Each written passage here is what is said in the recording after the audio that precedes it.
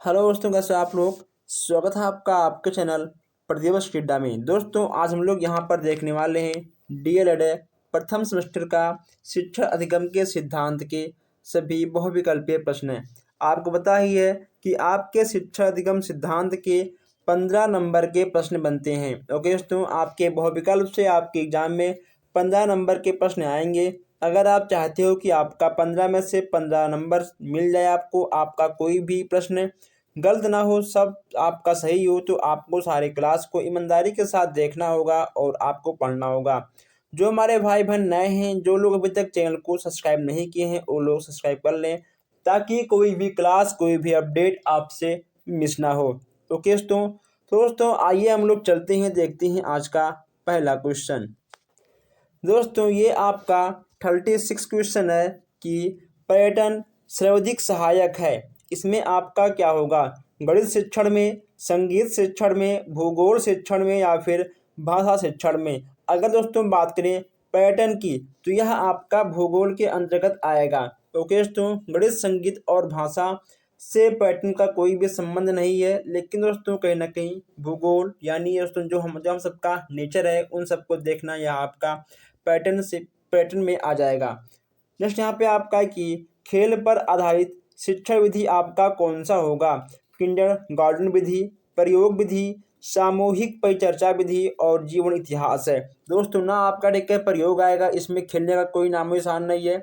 जीवन का इतिहास, इसमें भी कोई भी खेलने का नामो निशान नहीं है। ठीक है दोस्तों, फिर समूह परिचर्चा, ये तो आपका हो गया, उसके बाद बैठ के बात करना, ये भी आपका नहीं है। आपका उस तरीके वाला बिल्कुल सही हो जाएगा। आइए यहाँ देखते हैं 38 क्वेश्चन है। 38 आपका है कि प्रयोग प्रदर्शन विधि का गुण है। इन चारों में आपका प्रयोग प्रदर्शन विधि का गुण कौन सा होगा। तो मैं यहाँ पे आपको बता दूं, सक्रिय वातावरण, अस्थायी ज्ञान, ओके दोस्तों, अस्थायी ज्ञान, ठीक है दोस्तों, अस्थायी ज्ञान और मानसिक विकास में सहायक है, यानी ये आपका तीनों होगा। इसमें आपका हो जाएगा दावाला। ठीक है, चलिए नेक्स्ट यहाँ पे आपका है कि प्रयोग प्रदर्शन विधि सर्वाधिक उपयोगी है। इसमें दोस्तों आपका क्या होगा। ठीक है, अगर बात करें प्रयोग की, तो दोस्तों प्रयोग आपका किस में आएगा। ठीक है, आपका आएगा साइंस में, यानी आपका आएगा विज्ञान शिक्षण में। ऐसे ही इजी क्वेश्चन आपके एग्जाम में देखने को मिलेंगे। जस्ट यहाँ पे आपका है कि प्राचीन कालीन शिक्षण विधियां थी। अब दोस्तों आप ये जानना है कि प्राचीन काल में जो शिक्षण विधियां थी वह किस तरह थी। तो दोस्तों प्राचीन काल में शिक्षण विधियां शिक्षक के ऊपर थी। ठीक है दोस्तों, यानी शिक्षक का जो मर्जी वही बालक पढ़ते थे। लेकिन अब क्या है, अब दोस्तों जो वर्तमान की शिक्षा प्रणाली है वह आपका बाल केंद्रित हो गया है। ठीक है, पहले आपका था शिक्षक केंद्रित। ओके, तो यहाँ ठीक है आपका होगा शिक्षक, एक मिनट, ठीक है, यहाँ आपका वो होगा शिक्षक है। ठीक है, था पहले शिक्षक केंद्रित है, लेकिन अब आपका हो गया बाल केंद्रित है। आइए देखते हैं 41 क्वेश्चन है। 41 यहाँ पे आपका है कि शिक्षण को सुव्यवस्थित एवं प्रभावपूर्ण बनाने का माध्यम है। इसमें आपका क्या होगा, इसमें तो आपका 41 है, इसमें क्या होगा आपका, इसमें ठीक है आपका हो जाएगा शिक्षण विधियां, यानी आपका आवाला बिल्कुल सही हो जाएगा। शिक्षण प्रविधियों के प्रकार हैं, शिक्षण प्रविधियों के प्रकार के बारे में यहाँ पूछा गया है, तो ये आपके दोस्तों ठीक है तीनों हो जाएंगे, यानी आपका होगा उपरोक्त सभी। हमने आपसे कई बार कहा है और हम एक बार फिर से आपको बता दें कि जहां भी आपको ठीक दिख जाए उपरोक्त सभी, 99% आपका यही क्वेश्चन से सही हो जाता है। ठीक है, आपको क्वेश्चन अगर मालूम नहीं आता है तो आप उपरोक्त सभी पर टिक कर सकते हो। सहयोग की भावना का विकास संभव है। अब यहाँ सहयोग की भावना की विकास की बात की जा रही है। इसमें आपका क्या होगा, समूह कार्य से, वाद विवाद से, प्रश्नोत्तर से या फिर सहायक सामग्री से। दोस्तों ठीक है, इन तीनों से कोई मतलब नहीं है, समूह कार्य से है। जब आप समूह में कार्य करोगे तो कहीं ना कहीं आपके अंदर एक दूसरे का सहयोग करने का भावना उत्पन्न हो जाएगा। जैसे यहाँ पे आपका है 44 कि बच्चों में कल्पना शक्ति का विकास किया जाता है। इसमें आपका होगा कहानी द्वारा। ठीक है दोस्तों, अब वाला आपका बिल्कुल सही हो जाएगा। समूह कार्य नहीं होगा, प्रश्नोत्तर नहीं होगा, व्याख्यान नहीं होगा। ठीक है, आपका आ वाला बिल्कुल सही हो जाएगा। आइए यहाँ देखते हैं 45 क्वेश्चन है। 45 आपका है कि बाल केंद्रित शिक्षा में शिक्षा का केंद्र होता है। बालक शिक्षण पाठ्यक्रम या शिक्षण विधि। बाल केंद्र की बात यहाँ पे की जा रही है दोस्तों। इसमें ठीक है आपका क्या होगा, अब दोस्तों इसमें क्या होगा आपका, जब यहाँ पर बालक की बात की जा रही है तो इसमें कहीं ना कहीं दोस्तों आपका बालक ही सबसे उच्च पे आएगा। कौन आएगा, बालक ही आपका सबसे उच्च पे आएगा, यानी आपका आ वाला बिल्कुल सही हो जाएगा। अब यहाँ देखते हैं 46 क्वेश्चन। किंडर गार्डन शिक्षण प्रणाली दोस्तों प्रविधि, ठीक है, किंडर गार्डन शिक्षण प्रविधि के जन्मदाता कौन थे। बहुत ही आसान क्वेश्चन है दोस्तों, ठीक है। ये थे आपके फ्रावेल महोदय। कौन थे, फ्रावेल जी आपके हो जाएंगे। बचाव निदान का उच्चतम स्तर है दोस्तों, बचाने वाले से अच्छा उसका उपचार करने वाला होता है। यह कथन किसका है, ये आपके हो जाएंगे रॉस महोदय। कौन होंगे, आ वाला यानी आपका रॉस महोदय सबसे सही हो जाएगा। अब यहाँ देखते हैं 48 क्वेश्चन। 48 यहाँ पे आपका कि क्रिया परक दोस्तों, क्रिया परक एवं गतिविधि आधारित शिक्षण उपागम का प्रवर्तक माना जाता है। किसे माना जाता है ये यहाँ पे आपको बताना है। इसमें ठीक है आपके कौन होंगे, रूसो, मॉन्टेसरी या फिर हेलन या फिर रूसो। इसमें ठीक है आपके होंगे, ठीक है, रूसो महोदय। आपके फ्रावेल, हेलन और मॉन्टेसरी नहीं होंगे। रूसो यानी आपका दा वाला बिल्कुल सही हो जाएगा। नेक्स्ट यहाँ पे आपको देखने को मिल जाएगा 49।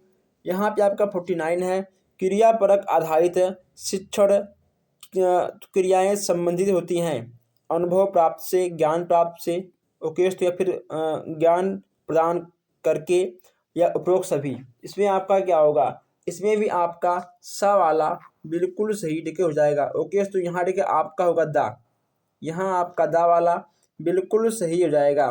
नेक्स्ट यहाँ पे आपका है उपचारात्मक शिक्षण की प्रक्रिया का प्रमुख पद है। उपचारात्मक शिक्षण प्रक्रिया का प्रमुख पद यहाँ पे आपसे कहा गया है। यहाँ पर भी आपका दा वाला बिल्कुल सही हो जाएगा, ठीक है। जहाँ पे आपका सा लिखा है यहाँ पे आप ना दा नोट कर सकते हैं। टाइपिंग में थोड़ा सा मिस्टेक हुआ है, कोई बात नहीं। अब यहाँ पे आपको सारे क्वेश्चन सही से मिलेंगे। दोस्तों यहाँ पे आपका कि एक अध्यापक द्वारा बहुत सी कक्षाओं को एक साथ पढ़ाना कहलाता है। अगर दोस्तों एक टीचर तो क्लास 1, क्लास 2, क्लास 3 अगर तीनों क्लास को एक साथ मिलाकर पढ़ाता है तो उसे क्या कहा जाएगा, उसे कहा जाएगा बहु कक्षा शिक्षण। क्या कहा जाएगा उसे, बहु कक्षा शिक्षण, ठीक है दोस्तों। हम लोग यहाँ पर 51 क्वेश्चन कर चुके हैं, लेकिन अभी कुछ हमारे भाई बहन ऐसे हैं जो लोग अभी तक चैनल को सब्सक्राइब नहीं किए हैं। सब्सक्राइब कर लीजिए ताकि कोई भी अपडेट आपसे मिस ना हो, कोई भी क्लास आपसे मिस ना हो। अब यहाँ देखते हैं 52 क्वेश्चन से। शिक्षण विधियाँ आधारित होती हैं बच्चों की संख्या पर या दोस्तों गतिविधियों पर, शोध पर या शिक्षण सूत्रों पर। अब शिक्षण विधियाँ के बारे में आपसे कहा गया है, इसमें आपका होगा गतिविधियों से। ओके दोस्तों, बा वाला आपका बिल्कुल सही हो जाएगा। 53 यहाँ पे आपका कि छात्रों का पूर्व ज्ञान जानने में कौन सा कौशल सहायक है।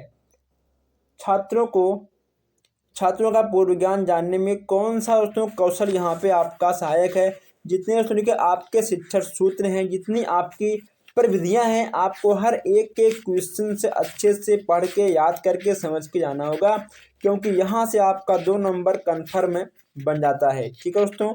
चलिए आगे बढ़ते हैं। तो हम लोग थे ठीक है 53 पे।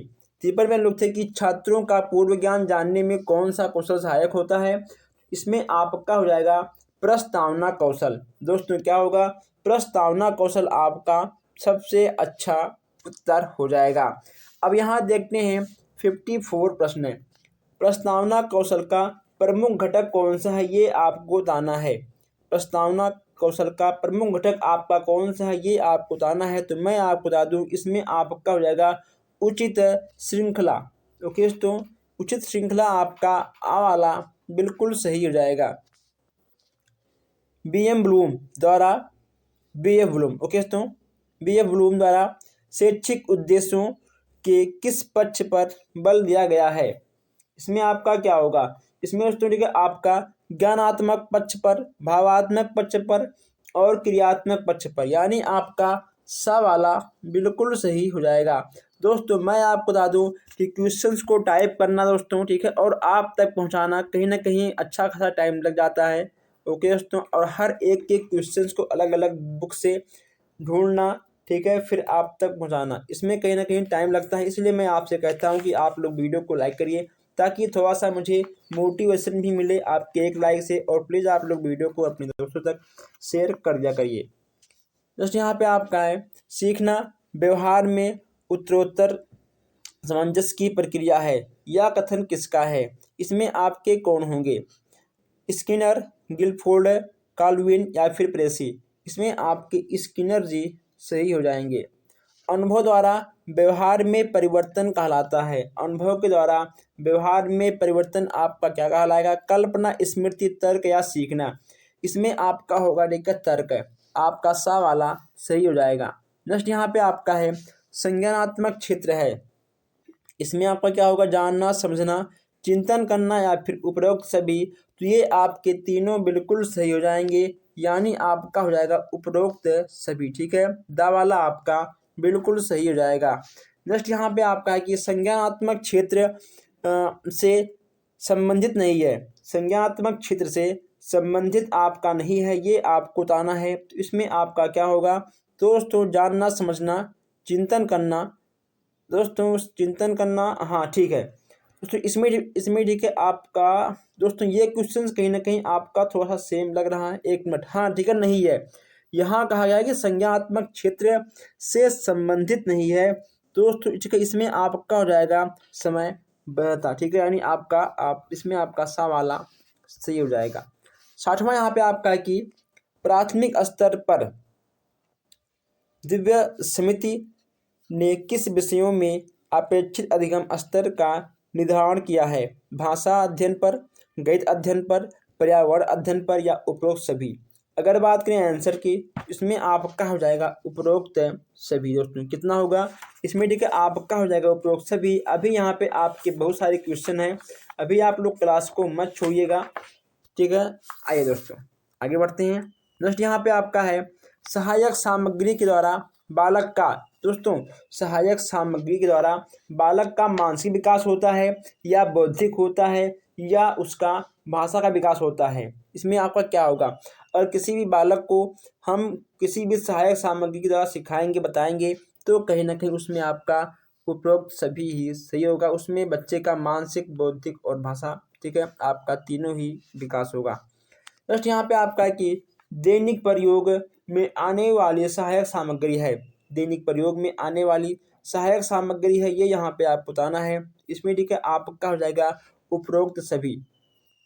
ये आपके तीनों बिल्कुल सही हो जाएंगे। नेक्स्ट यहाँ पे आपका है कि NCERT द्वारा यूनिसेफ के सहयोग से विज्ञान की ट्रेन कब तैयार की गई थी? ये आपको यहाँ भी बताना है दोस्तों। 1970, 1971, 1972 या 1975 में? इसमें आपका क्या होगा? अगर हम बात करें आंसर की, इसमें ठीक है आपका हो जाएगा 1970। ओके दोस्तों, इसमें आपका 1970 बिल्कुल सही हो जाएगा। जो हमारे भाई बहन नए हैं, जो लोग अभी तक चैनल को सब्सक्राइब नहीं किए हैं, सब्सक्राइब कर लें ताकि कोई भी क्लास, कोई भी क्वेश्चंस, कोई भी अपडेट आपसे मिस ना हो। ओके दोस्तों, तो बस दोस्तों आज के लिए इतना ही। हम मिलते हैं फिर आपसे नेक्स्ट वीडियो में। अगर आपको किसी भी क्वेश्चन में कोई भी डाउट होता है तो आप बेहिचक हमें कमेंट बॉक्स में कमेंट कर सकते हैं। आपके सभी क्वेश्चंस का डाउट क्लियर किया जाएगा। ओके दोस्तों, धन्यवाद।